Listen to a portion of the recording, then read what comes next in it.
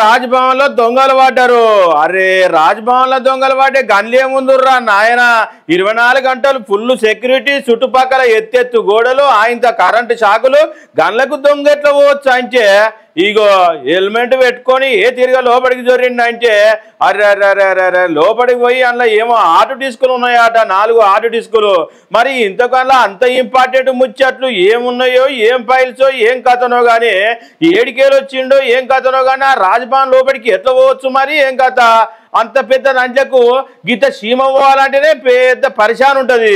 అటువంటిది ఒక దొంగన లోపలికి పోయి ఏకంగా సుధర్మ భవన్లో 4 ఆరు డెస్కులు తీసుకురంటే మరి నిఘా వ్యవస్థ ఏం చేస్తున్నట్టు, మరి ఎటు పోతున్నట్టు.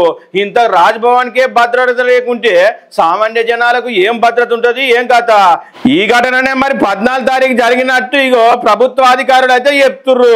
మరి ఇంతకి విచారణ జరిపి ఏం పోయిందని చెప్తారు, మరి ఏం కథనో ఇక చూడాల మరి పోలీసు అన్నల ముచ్చట.